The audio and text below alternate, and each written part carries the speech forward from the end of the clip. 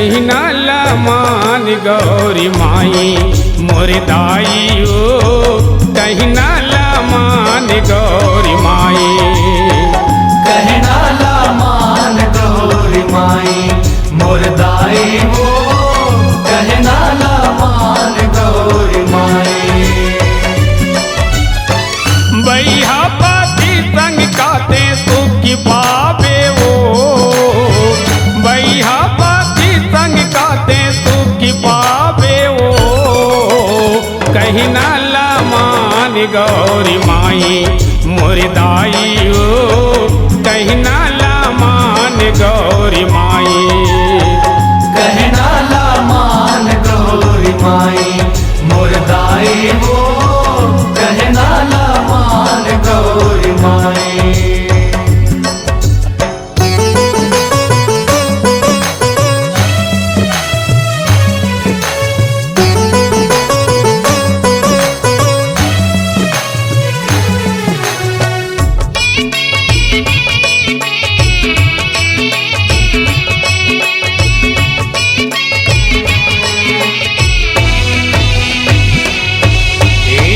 खातिर ते तप करता हस का बर्तन लजला था। का बर्तन लजला तस मैया का बर्तन लजला था। का तोर मन माई की छावे काबरी अतिक दुख पाथा। काबर अतिक दुख पातस मैया काबर अतिक दुख पाथा। शिव शंकर के पत्नी बनहूँ कही के मन मा ठाने हाँ। कही के मन मा ठाने हाओ कही के मन मा ठाने हाओ।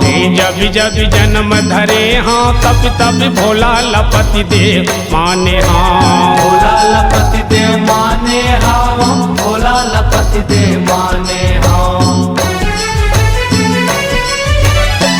काकर कहना माँ देवी ते आगे ओ काकर कहना माँ देवी ते आगे ओ कहीं ना लमान गौरी माई मोर दाई ओ कहीं ना लमान गौरी माई। कहीं ना लमान गौरी माई मोर दाई हो कहीं ना लमान गौरी माई।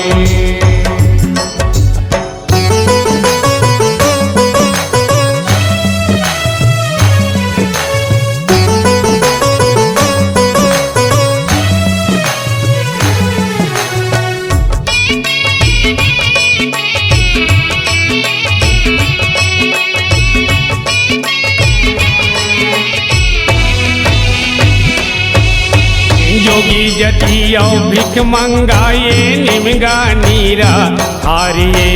निमगा नीरा थारिये मैया निमगा नीरा थारिये।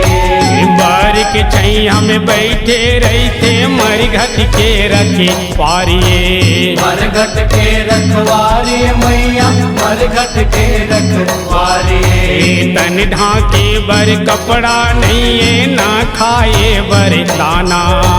ना खाए बरदाना मैया ना खाए बरदाना। ये काला तोला खवाही देवी ओकरे च नहीं है ठिकाना।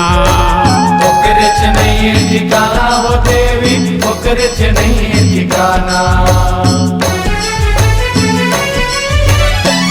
ऐसन पति संग काते सुखी पावे ओ ऐसन पति संग काते सुखी पावे ओ कहीं ना लमान गौरी माई मोर दाई ओ कहीं ना लमान गौरी माई।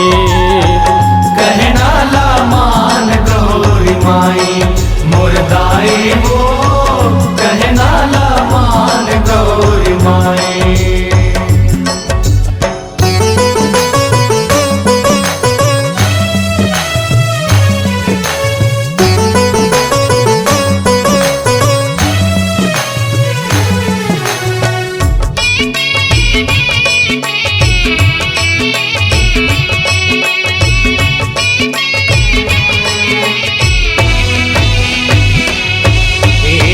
शंकर के निंदा सुन के पार्वती अब लागे। पार्वती अकुलागे वो संतो, पार्वती अकुलागे। पतिव्रता के भावेल देखी ऋषि मन डर लागे। ऋषि मंडल लागे वो संतो, ऋषि मंडल लागे। चरण में गिर के पार्वती के शिव के महिमा गावत रे।